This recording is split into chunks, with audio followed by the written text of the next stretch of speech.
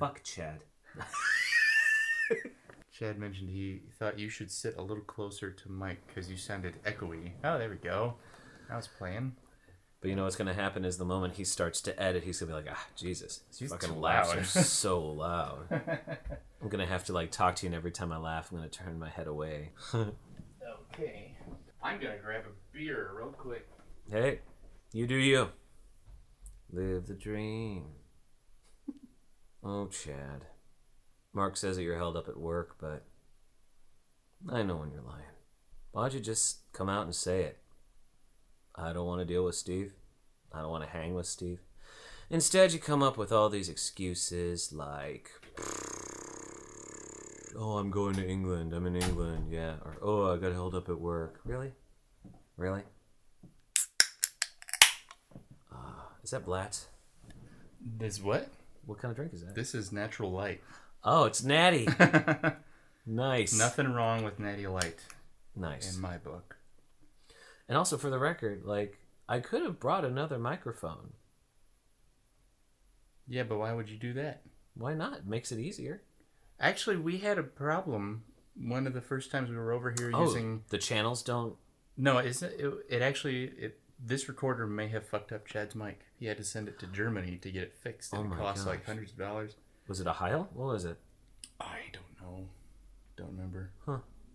But it could have been due to this recorder. So we don't want to jack with your equipment. No, that's a very good point. This mic will work just fine. Actually, there's two of them. There's that one that you tapped. And Why do you always have to contradict me? No, I'm not trying to contradict. I'm actually helping. I'm elevating your point. I tapped that mic and you're like, oh, what about this one? Well, I just want to see, like, if he's listening. If he's listening on stereo headphones, he's got one ear, other ear, one ear, other ear. How you like that, Chad? Maybe we should get to the point. Which is the in-laws. That's what we're watching today. In-laws, yes. This is your choice. It is my choice. So tell us. Well, don't spoil anything. And I guess we want to... I want to go into this movie fresh. You've seen this before, obviously. Okay, yes. I will preempt it or give you a prerequisite. It's just, this was one of my dad's favorite movies growing up. He would talk about it, and I remember one time he actually played it for me. And there was one gag in particular that I thought, just along with him, was absolutely hilarious. But the rest of the movie was still just a little bit beyond me. When I saw that Criterion had put together a release of it, I just knew I had to pick it up. And which is kind of a shock to me because I'd never heard of this. Most of the movies they release, I feel like, oh, okay, they're finally giving that one its due. Right. This one is totally new. Had no idea who was in it or anything until I saw the cover. And it's directed by Arthur Hiller, if I recall, who just recently passed, didn't he? I don't know. Yeah. You will not see comedies like this made these days. It's definitely a piece of its time. So let's get to watching. So you're saying it's gonna suck? No, because if it was any good, they'd still be making movies like that. Not necessarily. Trust me, you'll enjoy it. All right. I'm trusting you. If you don't, you can totally tell me to my face and like berate me in front of all of podcast land. All right. That's kind of a plus. Can't wait. It's a boon. Let's do it. I say boon a lot on this. Stop. He's a dentist from New Jersey. Making a house call? Yes, one of those emergencies.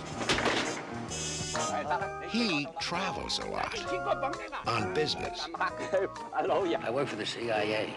He's got a successful practice. Mr. Hershon, I cannot work this way. He's got a dubious past. You were involved with the Bay of Pigs? Involved? That was my idea. In 48 hours, his son is marrying his daughter. Could I borrow you for a couple minutes? What's 5 minutes for a member of the family? Where are we going? Just over to my office. I want you to break into my safe. And what happens in between will bring them together. For better? Did we hit the little boy on 6th Avenue? Or for worse. No, I'm not him. He's my in-law. Look, here's my card. Oh, God, oh, God, oh, God. To have and to hold. I'd really like a chance to explain. No explaining! Just get out of my life! In sickness? What are you laughing about? He was thrown out of the agency late last year in a mental. A mental, you heard me right. And in health. To honor and to obey. In the dirt! To love and to cherish. I'll kill him, I swear to God, kill him! Oh, my... In prosperity. What's that? $5 million. Just hang on to it. $5 million. And in adversity. In the good times, as well as the bad. So long as they both shall live. Come on, Vince, what's the plan?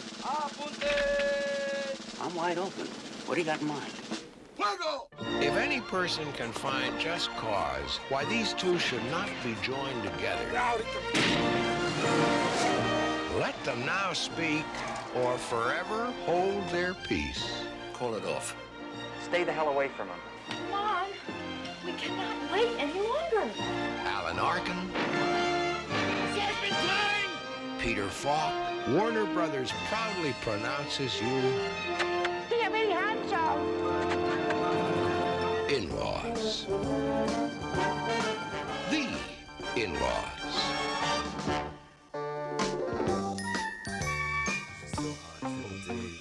Okay, there's the movie. That was the movie, as they say. Wow. I'm glad I did not know anything about it before going into it. Tell me about it. Tell me your thoughts. It reminds me a lot of other more modern movies, and I wonder if this is like one of the movies that influenced them. It's very much like Meet the Parents, Yes. but with a lot more action and espionage type elements in there. Meet the Parents is just sort of a personality clash. Right, and Meet the Parents is kind of it's father-in-law versus son-in-law. This is father-in-law versus father-in-law. Yeah. Or prospective parents, yeah. Right. And oddly enough, it reminds me of The Odd Couple 2. Uh-huh. Did you ever see that one? Actually, I never saw The Odd Couple 2. It stinks. The Odd Couple is a masterpiece, I think, of for the kind of movie it is. I mean, it's a play, right? Neil Simon. Yeah. Yeah. But and they adapted sequel, it really nicely. Yeah, it was a really good movie. And the sequel was just like another dumb Jack Lemmon, Walter Matthau comedy of the 90s. It was like, do you remember? They did it in the 90s? Yeah. They did Grumpy Old Men and Grumpier Old Men. And The Odd Couple 2. And The Odd Couple 2? Shut up. Yeah. I gotta look this up. I mean, I think it was playing on Netflix a while ago. That's how I saw it. It's not a good movie, but it is. It's a similar thing where their kids are getting married, so they are the fathers-in-law, and they go on a road trip, and things go wrong because it's The Odd Couple.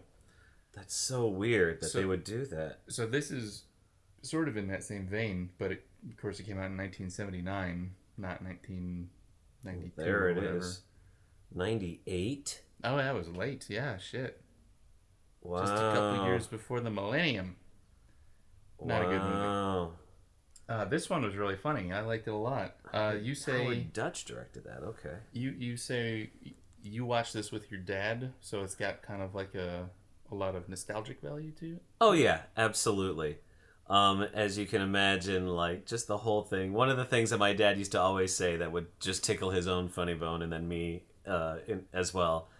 Just through contact is, serpentine, shell, serpentine. Yes. And then actually seeing it in action, it's just so absurd. And then, of course, the hand puppet that General Garcia. The crazy General hand. Yes, very much. So you can imagine when I saw South Park, when Cartman had the hand puppet. See very much. Like, I lost it. Yeah, it's just kind of funny, absurd stuff. Now, obviously... if you've never seen the movie The In-Laws, it's basically about two fathers whose children are getting married. One of them is a mild-mannered dentist, played by Alan Arkin. Sorry, yeah, thank you. Alan Alda is a very different gentleman. Alan Arkin, and his new, I guess... What do you call those? The in-laws. the in-laws. The other father-in-law. Yeah, the other father is of the played son. by Peter Falk. Father of the groom. And as time goes on, you come to realize that Peter Falk has a few secrets, and he kind of brings Alan Arkin along on this cockamamie little operation of his. Yeah, and I guess, it's a standing spoiler warning for the whole podcast. Right. If you don't know that by now, we got to talk about the plot. That's true. At first, like the movie opens with a heist scene, like a caper. These thieves use a magnetic lifting truck to pick up an entire Federal Reserve truck full of bags of money. They're not after the money; they're after these printing plates. Yeah, it's kind of funny because one of the first things you hear is, "God, all there There's is nothing money in here but money. There's nothing in here but money." Yeah. So they steal these printing plates. It's a little metal brick looking thing, and this guy goes walking across town and up 20 flights of stairs on foot to deliver it to Peter Falk. Mm-hmm. So first you're thinking, is this guy a criminal? Is he in the mob or something? What's happening with him? You're not quite sure what's going on. Yeah. But he's got a family. He's even very personable with this guy who handed off the stuff. They know each other. So there's a history there. He's been doing this for a long time. Goes off, he meets the other family, and he acts like a complete lunatic at dinner. Yeah. Recognize that this is the first time the in-laws are meeting one another, and it's literally 3 days before the wedding. Yeah. So tensions are high with in the intra-family relationships. The Alan Arkin starts going this guy's a complete whack job. I don't want you marrying into this family. Yeah. And she kind of puts that to rest. No, we're definitely getting married, so don't even think about that. So Alan Arkin kind of has to learn to deal with this guy. Well, then it isn't long before he shows up at the dentist's office saying, "Hey, can you do me a favor? It'll only take 5 minutes," and it leads to this gunfight in the streets, and he's being chased down the road. He actually gets shot sort of in the shoulder, a bullet whizzes right through his uniform jacket, and finally things have to come to a head. He has to know what's going on. Now, don't forget that Peter Falk's character also, as I think a form of security, decided to hide one of the plates in the dentist's house. Yes. That doesn't lead to much. It leads to some... Oh, it leads to, unfortunately, his wife finding it through all sorts of stupid little somebody things. Accidentally knocks it out of place. They find it. She takes it to a bank because that's what you do with a printing plate. Right. Well, she had no idea what it was. So to her credit, it's a metal thing with a picture of money on it. What the hell else would it be? Right. Any naive person would go, "Oh my gosh, it'd probably be best for me to go to the bank and figure out what to do with this thing." Hand this over. And fortunately, what it does is it puts her husband under suspicion. So all of a sudden, he's driving home from work after all this crazy ordeal that's happened with him for that one favor he did, which was getting more plates out of Peter Falk's office. Correct. That was being guarded. There's a whole other thing. Don't worry about it. All of a sudden, there are all these government cars in his driveway. So, long story short, he has to get out of the country. Yeah, I guess. That is what it leads to, but. Let's skip ahead for a moment. We get to the end of the movie, mm-hmm. and he shows up again. Spoiler alert, they're getting married still. And nobody says, "Hey, what the hell was up with all those treasury agents in our house?" You would think the whole family would be under some sort of temporary arrest or something just until that got sorted out. But although they just kind of go, he left, so well. Well, what's interesting is they try to kind of make up for it with the phone call. Where they're like, "Oh, they should be here by now." I know they said that they were at the airport an hour ago, mm-hmm. and so you're like, "Oh," in my brain it always goes, "Oh, well, that phone call is where they explained everything." But still, you're right. The fact that they decided to even go on with the wedding is a little suspect. Yeah, it would be a little strange to have your meek dad be under investigation for robbing the Federal Reserve, right? And then you just watched him literally make a U-turn and flee from authorities. But you're still let's keep working on the wedding, right? Got to get the caterers in here. Anyway, that's sort of skipping to the end. He flees the country. We get a funny scene on a plane with James Hong, who played Lo Pan in Big Trouble in Little China. He was also the Green eyes. What does it mean? He also played the eye maker in Blade Runner. Mm-hmm. In case you've never seen Big Trouble in Little China, shame on you. Very big shame on you. Yeah. And then they land in this, what is it? Tejada? Tejada is the name of this fictional country, which is sort of a stand-in for Cuba, I think. They're driving around in old 50s style cars and things like that. Being geographically challenged, are you sure it's not real? I'm pretty sure Tejada is not a real country. All right, I've never heard that in my life. You can look it up. That's a good question. Look it up. No, I wonder. I tried to actually. Now. I did, but when I did, it didn't really show me anything. Does it like try to spell it a different way? I spelled it Tijada. Yeah, I think. Yeah. I wonder if it's maybe there's some trivia about it. Let's see. Well, it's like I think it's supposed to just be kind of your prototypical South American despot-run banana republic. Basically. Which is funny because they have a car chase that's ended by opening up the back of a banana truck. Now, I want to really talk about the car chases. I mean, this is a slapstick comedy film. Not like in the vein of the Blues Brothers necessarily. I mean, the car chases have their function. They're not what I would call like overly ambitious, but man, because they're real, it really kind of amps up a lot of the tension for me watching an older car chase like that, because you're like, there's no way any of this is computer graphics imaging. They're not going to rotoscope things in later. It wasn't even an option. At one point, like, it looks like seriously, it looks like Alan Arkin straight up does one of his own stunts by jumping onto a moving taxi. Right. He's running along the sidewalk trying to get the driver's attention or stop the car. They get to the corner and the road kind of dips down. Mm-hmm. He jumps from the sidewalk.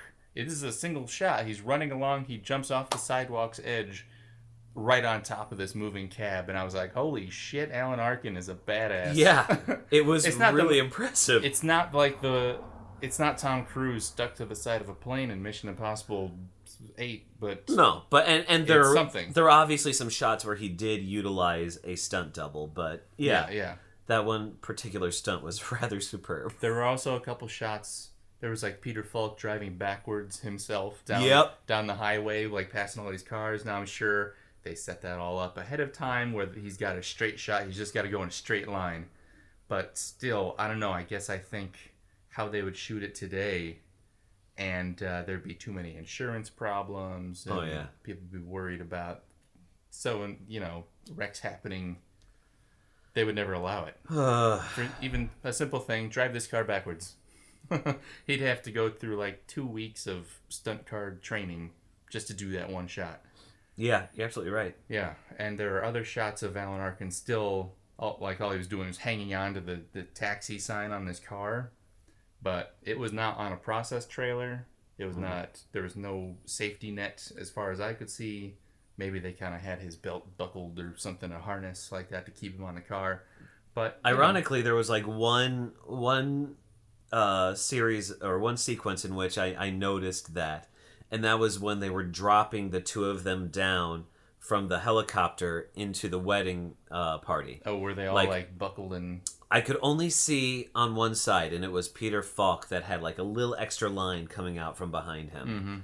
Mm-hmm. But yeah, it was. But other than that, yeah, there's a lot of things in this. I was like, whew, this is kind of a real deal. Yeah, when the gunshots start happening, I made a note like, it kind of feels, maybe it's just by virtue of being shot in the 70s, even if it's the tail end of the 70s, it felt like the French Connection. Yeah. If it weren't for the kind of goofy music playing over some of these chases, it could be kind of intense, Uh-huh. Like for a movie of that era when they didn't have like the budgets or the technical ability to do crazier things, like this is pretty good. Yeah. Until they make it absurd by having like this guy with a gun is chasing Alan Arkin around a car.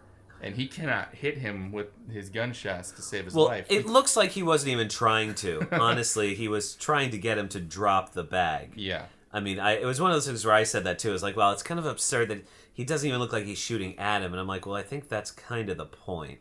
And then finally, when he drops the bag, the guy's like, there you go. That's all I wanted. Although, why didn't he just say it? You know? Right. Alan Arkin keeps shouting, don't shoot. You don't have to shoot. Yeah. But he keeps shooting. So I don't know. I felt like he wanted to kill him. I'll tell you why. Why? Because movie. There you go. Movie logic. Yeah. That's all we got. But with regard to logic, and what I think sets this sort of comedy apart from a lot of comedies these days is just... What I love is the way that it's handled. Like a lot of the comedy is within the writing, and not necessarily just the writing itself, because the writing itself is you could read this and not get it. Like if I'm listening to the words on the page, I'm like, okay, that's kind of hokey. If this were written today, a lot of the back and forth stuff where Peter Falk is explaining something, but Alan Arkin is just like tuned out and he's like, hey, are you listening? Can you hear the words that I'm saying? That is the first thing that would be cut. Yeah. They would look at that script and say, this is not giving us any new information and it's not going to be funny and what are you doing? But it is funny. But I think thanks it's to the actors. And very much thanks to the actors, because it's very... I mean, a lot of the delivery is entirely honest, and it's not necessarily just Peter Falk and Alan Arkin. Like one of my favorite lines was when Peter Falk's son is talking about just the sheer honesty with which he actually delivers this line. He's talking about how there's just been this blow up at the family dinner because he made a remark about his dad taking mysterious phone calls. He's like, those mysterious phone calls put you through college, you little brat. And there was just this moment where everyone gets heated, and then, Peter Falk in his Peter Falk's ways goes, oh, well, maybe you're right. Oh, well, which way to the phone? And he goes to the phone, and, like, as he leaves, everyone else is just like, starts making excuses. He's been working so hard. And his son literally says, yeah, I mean, he's had to work so hard all his life, and I haven't. And then we cut out of the scene. That's right out. And it's just like... Wow, it's like really honest. It's such a little throwaway moment, but it does kind of it embodies the tone of the whole movie. But there's no moment in here where you feel like Peter Falk or Alan Arkin are playing for the zaniness of it. They are not hamming it up. The worst it gets is when they're doing the serpentine running. Yes. But even that, they're always in like such a manic mental space that it feels like, okay, they just think they have to do this serpentine shit. Yeah.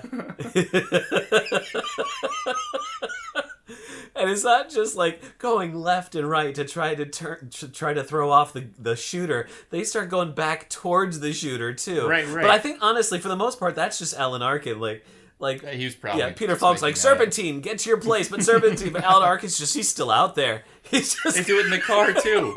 One of these car chases, they just go in circles. They keep switching which direction they're going. Mm-hmm. Like they don't even. Particularly, I like the arc, pardon the pun, of Alan Arkin in Crisis, because at first he's angry, and then he gets to a point where the anger turns into desperation, and then like toward the third act of the movie, he just snaps.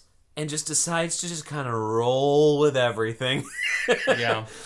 They meet this crazy general down in Tejada. And one of the things Peter Falk tells him is you got to compliment all his artwork. He really likes that. You have to like play nice with this guy. Don't talk about his scar. Don't talk about the scar. Don't talk about the scar. Why? What's wrong with the scar? A Z? Well, all the artwork... hilariously is either of it's like what are those velvet paintings of like a tiger of either tigers or naked ladies or him with naked ladies, and basically there's even the flag of the country that he's it's just him like standing next to some naked village girl. It's just horrible. Is that Mrs. General? That's a girl from the village. So this was made in 1979. I guess Murder by Death might be considered a comedy of this ilk. And if I remember correctly, that was made in 1976. And Arthur Hiller, who directed this film, the film that he had done just prior to The In-Laws, was Silver Streak. Yeah, he did a lot of those big comedy movies. Which is kind of interesting because, I mean, that in and of itself is about, there's a lot of travel involved. And it's very much an homage to North by Northwest. Well, yeah, that I haven't seen it since I was a kid. That's actually on my list. I want to revisit that one. Maybe we'll do it for the podcast. Oh, it's great. Another Arthur Hiller movie. Yeah. But as I remember it has kind of a serious plot. But it's got, Gene Wilder. And Richard Pryor. And, yeah, kind of... And was it Jill Clayburgh? I have no idea. Yes, it was. Okay. If I remember correctly, she and Pacino have a daughter who is a director now. Are they? Yeah, I think so. I'll have to confirm that. You're the Pacino fan. That is true.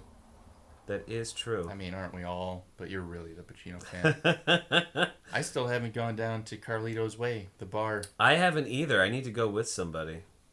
Guess we'll have to do that one night. Well, where are you going to find somebody who wants to go? It's pretty weird. Yeah. Maybe Claire. Maybe. Let's do it. We'll do it one night. Yeah, one night. Where was I? Arthur Hiller. And what about Arthur Hiller? Oh, what got me is he was also the director of another movie that I have not seen that is actually quite the drama, if I remember. Called Love Story, yes. Yeah, that's... with Ally McGraw and Ryan O'Neal. You never have to say you're sorry. Yes, whole thing. yes. And I think that was literally the reason why I never saw that movie was, number one, growing up, my mom couldn't stand that saying. She's like, love is never having to say you're sorry. What? No! You have to say you're sorry all the time. Like, sorry is making sure that you actually mention when you've done something wrong and apologize for it. No. But, whatever. I don't think you're really taking the message of the movie to heart. I need to see the movie, so you're help. absolutely right. That would help. Context is everything. Mm-hmm. But at the same time, think Jerry Maguire, You Complete Me. Mm-hmm. You should probably be complete before you start looking for other people. Just gonna put that out there. So The In-Laws was remade in 2006 or something? Something like that, yeah. With Michael Douglas and Albert Brooks. Or Correct. maybe it was 2002. It was 2003. 2003, okay. Yeah. I'm sort of curious to see it. People, have you seen it? I have not, and I am it looks curious like the to reviews are not great. Right, I'm curious to see it too. I feel like the original is it's such a comedy of its time. Mm-hmm. It's not to say that they couldn't do some other things with it, and it's not to say that honestly Albert Brooks wasn't incredibly perfectly cast. I'd say that Michael Douglas was perfectly cast, but at the same time, a part of me is kind of like, wait a minute. Michael Douglas is more of a... Michael Douglas is more of a suave man, CIA agent, and part of Peter Falk's charm is that you don't expect him. That was kind of a little guy with this cab driver he's talking to. Was like, I thought CIA agents were more like James Bond. Oh no, they all look like me, just regular guys, muscular, low to the ground. Yeah, pretty much. And then that's basically his persona. Even with Columbo, he's just this kind of bumbling old bag that no one takes seriously. You never expect him to be as smart. He's like, oh yeah, you're right. I'm sorry. I guess I just didn't You know what? Before I leave though, there's just one thing I don't understand. One more thing. Yep. I was so because Columbo was on when this movie came out. I was expecting there to be some little reference, some little joke, some little last minute turn in a scene like that. But I don't know, maybe it wasn't so much a joke at the time. They weren't really into the meta parodying. Maybe. I don't know. Or maybe they just thought no, the movie's good enough as it is. Why do we have to have a Columbo reference in here? Right. Although, did Columbo come out... Was he doing Columbo during the time of this film? Yeah, I think so. I think Columbo was on mid-70s. And this was late 70s. Okay, so yeah, and I think Columbo had originated not necessarily as a television show, but as they did it probably as a television movie, and then they did another version of it, and then they kept doing it, and then they decided to make it a series. I think that's how it came about. Yeah, I could probably. be wrong. Where it was, sort of a bunch of movies of the week. Right. And then they just were like, well, why don't we just make this a regular thing? Yeah, you 2 or 3 listeners can go ahead and correct us anytime you like. Anytime. Yeah. Leave an iTunes comment. I don't care. I don't even read them. Do you have any? Have you ever looked? I haven't even looked. Or is there like an email? You ever get like a notification? It's like, you just got rated. I don't know. Chad set all that up, and he has not clued me into anything. I should go on iTunes later after we're done recording and just see if anybody's been like, these fucking clowns don't know what they're talking about. Right? Don't waste your time. Don't waste your time. Not to mention it's shitty production value. They don't even do much. Using one microphone. One microphone, and like they play the whole preview. And I don't like that. And we can hear hummingbirds outside the window. Yeah. Hey, I think hummingbirds are cool. And airplanes. And if you don't airplanes like are them, even cooler. You can hear airplanes? There was an airplane during the beginning of this podcast. I did not even notice. Yeah. I mean, we have Van Nuys Airport right over there. I'm used to it, I guess. But like you said, the hell with this. The hell with it. All right. I'm Mark Heiliger. I'm Steve Phelan, because apparently Chad Peter is afraid to come back. He's too busy. I guess he donated all his recording equipment to me now. It's taking up space in my office here. I love it. I'm not convinced that I'm still not convinced that he likes me anymore. I mean, come on, Has really? it been that long since you've seen him? Yeah, pretty long. And I mean, come on, the whole I'm going to England. Sure you are. I'm stuck at work. Usually, going to England is one you leave till later. It's down the scale of desperate. It might not be you. It could be he's fleeing the LA County tax office or something like that. I never thought of that. Yeah. Hey, Mark. Honk honk. That's an airplane. That is an airplane. Yes. Anyway. You can find me on Twitter at Mark Heiliger. That's how you spell it. Mark Heiliger. If you don't know how to spell Heiliger, I'm not going to help you with that. You need to figure it out. And I'm Steve Phelan. You can find me on Twitter at Steve Phelan Acts. And I believe I'm on Instagram as... It is acts, like an actor, not axe as an axe murderer. Ah, good call. Acts. And I am on Instagram as LStevieP. Sometimes you'll see postings there for another project that I work on. At one point I was out walking my dogs, and Scott Jackson pops into our conversation a lot. He was with me at that time, and he's like, why can't you admit you're in love with him? I am in love with him, and you, you know, and Chad. I like him a lot too. Yes, but just as a friend. Just as a friend, yes. He's a very nice guy. But yeah, go ahead. No, you finish your thought, then we're going to circle back. Okay, but so he was over, and we were walking my dog, and he's like, whoa, someone's trying to get rid of their vinyl collection. And in a dumpster, we found 300 some dumpsters. You found 300 more dumpsters. More dumpsters. It's bigger on the inside. It's like a fucking shit. It's a TARDIS dumpster. dumpster. My god. Words. Oh, why are they so hard sometimes? You found over 300. I couldn't find the word excuse earlier. Anyway, but yes. There were over 300 vinyl or records, depending on who you talk to. But there was a whole collection of records, and we dumpster dove for them. And so I've been slowly kind of posting the ones that I listen to and talking about what I think of them, which, as a not big music nerd, it's been kind of an education on my end, but it's also kind of fun because I'll post things on that and on my Facebook at l.stephenphelan. Just what I think of it, and sometimes people give me feedback on what they know about the album or the artists or anything of that nature, even just record production in general, which is kind of cool. So if you ever see the hashtag, it is hashtag the Orphaned Record Project, if that's your thing. So that's just another thing I do.